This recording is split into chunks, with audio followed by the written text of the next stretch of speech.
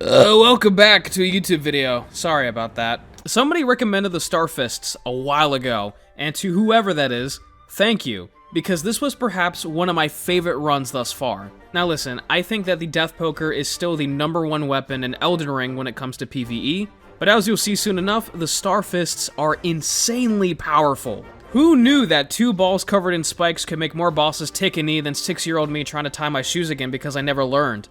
But regardless, welcome to another weapon run, where we test out certain weapons' strengths and weaknesses, giving a score based on their performance. I'm going to do my best to do a step-by-step guide on how I took down each boss, and of course, my setup, which I forgot to record again. Anyways, without further ado, my name is Josh, also known as Google, and I hope you enjoy the Starfist run. I started with the hero class this time because he's the beefiest of all the classes, and I named him Vornovis. I don't know why, it's there. First things first, shout out to my drug dealer, Lane Legend. He will be the one to supply any weapons needed for future runs if they are not possible to grab before fighting any bosses. His channel will be linked down below. So for my setup, we have the following. Crag Blade, which not only increases my attack by 15%, but my stagger damage by 10%. This is one of the advantages of using a weapon without a unique Ash of War, as I can buff it manually or add something like Crag Blade. Although, gathering all the smithing stones to upgrade this thing was a pain in my butt. Like, it's annoying. I also equipped Crag Blade with the Heavy Affinity, making Strength the only stat that scales, which I'll show in a moment. I also have Flame Grant Me Strength, Physical Damage, 20%, Golden Vow Ash of War, 11.5%. I have also the Wondrous Physic, mixing both tiers that enhance charge attacks, 15%, as well as stagger damage, 30%. And when it comes to my talismans, I obviously have the Axe Talisman, 15% increase to charge attacks, the Ritual Sword, 10% all around, and because my equip load is so small, I decided to try out the, the Blue Dancer Charm. The last slot I don't really have anything for, so I put in the old reliable Radagon Sword Seal. For now though, I have the Axe Talisman equipped. Now the great thing about this weapon is the fact that the charge attack doesn't take long to unleash. It's very quick and deals incredible damage, which I'll be demonstrating with Margit. My strength, again, is the only stat that matters, is 42, by the way, just so you know. Now, Margit took about 5 seconds to beat. Oh, you messed up. You messed up. That's where you die. All right. Goodbye. Yeah, all you want to do is strafe, 2 hits will stagger, and 1 more will kill him. It's that easy. Godric the Shafted is he's a similar story. You just wait for the opener, 2 hits against his chest will do, but instead of staggering, it'll trigger the second phase. I'm sure there's a way to stagger him beforehand and maybe get an extra hit in, but I don't know. From there, I did multiple hits to proc bleed, just because I rarely saw it throughout this entire run, so I thought, why not now? And once the second phase started, I finished him off with a jumping attack. Now for extra credit, if you want to, you can kill Gestalk. Step back! Totally optional though. So, in my most recent runs, I normally fight Radahn and completely skip over Rennala, but I had to see how much damage I could do against her. So, I went back at level 117 with 85 strength for old time's sake. Here's that fight. Oh, there you are.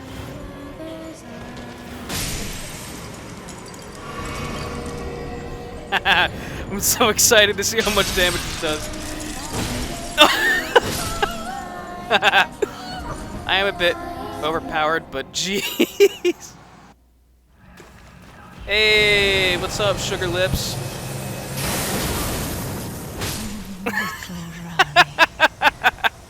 Yes! That makes me happy. Anyways, now we can get back on track with Radahn. If you've been on this channel before, then you know what I'm gonna say. Stick to the crotch. It always works with Radahn. He'll either do his combo or jump and attack. I mean, either way, you do enough damage to trigger his buff. Fake to the front, then back to completely annihilate his behind. Do a little dance if you want to celebrate, like I did, and then go in for the kill. Unfortunate for you. Do a little dance, cause you dead? Alright. Easy. Now from here, I took a completely different route than normal, which will be the norm for most of my runs now, actually. I decided to visit Mog early because his palace has some extra smithing stone 7s and 8s for me to pillage, but the main reason is because, I mean, it's Mog, and I want to fight him at level 56. Now even though he's one of my favorite fights, he can be rather easy with the right RNG, and I'm just, you know, incredibly skilled at this game. No! But on my second attempt, it was a perfect run, besides the ritual, of course. It's quite easy to find openings between Mog's attacks, thus staggering him around the first countdown. I do enough damage where after the critical hit, he goes straight for the other 2 counts, but right here, right there, I missed a crucial attack. I believe 100% that the second phase could have been avoided if that landed. It's like if I went up for a dunk and the rim teleported 2 feet away. I don't know how I missed that. But it happened, and you know what? I'm not really mad about it because I like his second phase. It's just that my pride took a hit. I then reached the pinnacle of achievements in Elden Ring. My strength stat was 69. It was time for Lindo Capital, but first, I gotta take care of this tree hugger. Oh, sorry, I didn't mean to spook you there. Here, let me...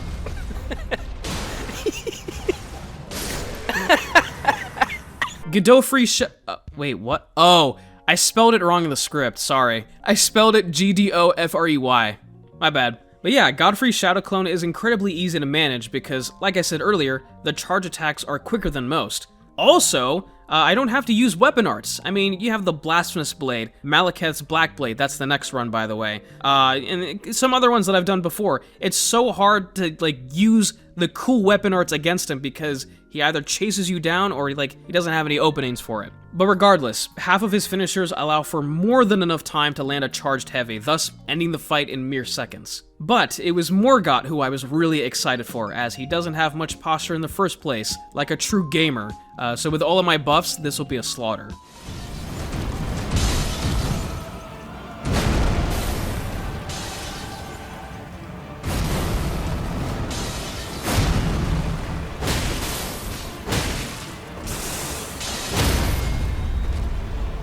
Stupid! Man, dude, you are not having fun with this.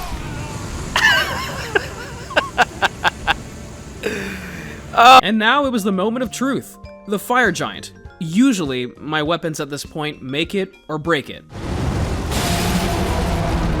In this case, I'm breaking ankles with one hit. I hate how the first phase is nothing but a cakewalk, but the second phase is such a drag. First phase is elementary school, second phase is college. That's how I would describe it. It's not that it's difficult though, rather he has attacks that force you to wait your turn like Eruption or get rid of them as a priority before going to attack him. It's very tedious, but after about 3 minutes of running around just contemplating what I'm doing with my life, we took him down. As the Foreskin Duo footage plays, because I don't really have much to say about this fight, you just kind of play it out, I want to take the time to mention an obvious problem with this weapon that surprisingly didn't make much of a difference for me besides Mog. The range. You would think that the range of this weapon would hinder its success, but no, I mean, not really. And I think it's because I'm able to get into pervert levels of distance between me and the boss without much issue. Besides that one instance with Mog, it was really Malekith that emphasized this issue. See, Malekith stands in such an awkward position that I could be right in front of him and still miss entirely. His head's a bit too high and his stomach is way far back, so I had to improvise. I did the old-fashioned merry-go-round tactic in order to get behind him whenever I had an opening, hitting his legs, which obviously did the trick. Now, if he hit me back, I would quit out because I know I can beat this boss without taking a single hit. And that I did. Alright. Okay. I gotta focus for a second. Okay. Didn't mean to do that, but I'll take it. I don't even need the critical hit here. Come on. Alright. Jump. Hit. Gonna do the forward slam. Another charge attack. Walk away. Roll in because I finally figured out how to dodge that attack. And the fight's done. This entire fight took a mighty 30 seconds. Let me know, by the way, if you want me to start including my time for each boss. I think that would be fun. Grydion followed shortly after, and once again, I will let this play out. I commend your spirit, but alas, none shall take no in my bones. Up next was Godfrey, and he was a pretty easy fight. Funny enough, first phase is actually more difficult, mainly because he's wearing armor, so he resists physical damage more. Once the second phase kicks in, you'll want to do the following. Don't be afraid of his opener, just do a heavy attack, dodge in, do another. This always triggers his buff, and you can easily get in 2 heavy attacks here, but I didn't have enough stamina for that. The outcome is the same, however, as once he's done, boom, one last heavy will finish the job. Come here. Oh, sorry. I didn't mean to do that. Alright, now comes the easy part. Roll. Bam. Nah, I could have gotten 2 there. That's okay. And, easy. The final boss was, as expected, a cakewalk, so I'll just let this one play out. Yo, what's up, brother God? No, you're not going anywhere. Where do you think you're going? You're gonna stay right here, sugar lips. Come on, come on. Ah! Sorry, that was really weird. I apologize. Alright, well. That's the first phase. And I don't think Elden Beast is actually gonna be too difficult because I can stun her pretty easily. Him. I don't even know what this. Whatever. Alright.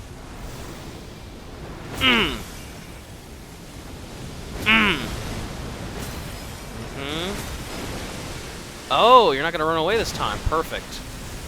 That makes my job much easier. Ah, perfect. Come on!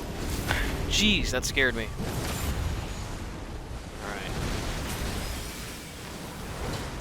Oh, I missed that. Probably wouldn't have killed, but that's okay. Oh, you're still not gonna do... I'm actually surprised. You usually do the ring attack then. Well, the fight's over, so... Alright! Wow, yeah, these weapons are so good. That's awesome. Oh, but we're not done yet. Dragon Lord was honestly, a bit sloppy. I got the first stagger and, like, froze up. I think I was trying to get a critical hit here, I imagine. But it would have been better to just keep hitting him in his chest. I did make up for it, though, as once he came back down, I staggered him again, and this time I was able to get a lot of hits on his head directly. And if there's anything you should know about FromSoft games, a dragon's head is the weak spot. Both of them. And as a special treat, I went to fight Malenia too. Alright, let's try this again. Come on, baby. I know what you're trying to do. You're trying to make my buffs run out. Yeah, come here. Come here! Yes!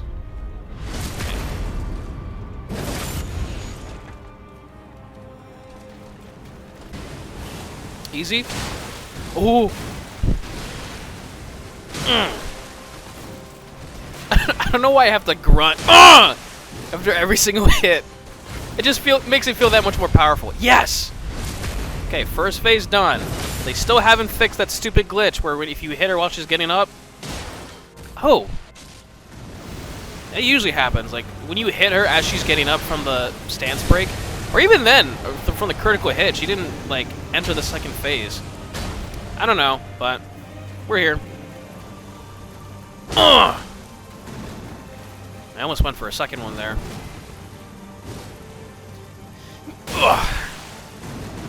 Ooh. Ah, the dodge tactic. Okay. The shadow clones are pretty scary. Oh! Okay. I think we're good. Get over here. What are you doing? Oh, she's doing that one. I can't tell from that angle sometimes. It's very dangerous. This one I can't though. Oh! I forgot that has the AoE. I know what you're trying to do. You know what they say about Malenia? Once the second flower happens, she's close to death every single time. It's really not a saying, but it happens.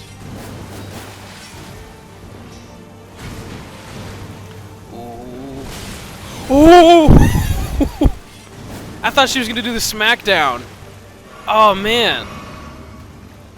I really thought she was just gonna end the combo there. Get over here. I'm not gonna just. Ooh, I'm not gonna just. Again? Jeez. Alright. I really hate this attack.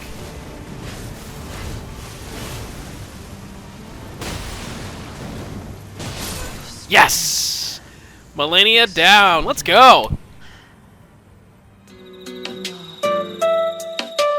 So in conclusion, this weapon's amazing. You would think that the bleed status would come into effect more often, but no, not really. I do way too much damage for that to even matter, but if you plan on stacking multiple buffs together like I did, if you don't plan on doing that, if you want to be like a bit more casual, yeah, then you have the bleed occur more times than I did. However, breaking posture, staggering bosses is very crucial later on in the game, and this weapon held strong in that category. There's not one boss that stands out in which they provided any sort of resistance, maybe besides the Fire Giant, or perhaps Millennia, but overall this weapon smashed the majority. So with that, I'm giving this weapon an easy 9.5 out of 10. The only issue I have is the range. It did hinder me a bit against Mog and Malekith, but other than that, no main faults whatsoever. And yeah, that's all I have for you guys today. Again, I'm super pumped for the expansion. Again, I hope it's an expansion, not a DLC, because expansions are super big. I mean, look at Monster Hunter World Iceborne. That thing is humongous. It's like the second half of the game. I'm not saying that Shadow of the Erdtree will be like that, but I'm just saying I do have high hopes. Because this game was great, obviously. I'm still playing it a year later, and if the expansion kind of meets those expectations, man, I'll be playing it for years to come consistently. I'm really hoping that there's going to be some really, like, dope weapons. Sorry to use the word dope, but I'm really hoping that there's going to be a lot of nice weapons to use. For challenge runs, obviously. But yeah, that's all I have for you guys today. Thank you so much for watching. And if you did enjoy this video, be sure to leave a like and to subscribe for more content like this. And I'll see you in the next video. Take care, everyone, and of course, stay safe.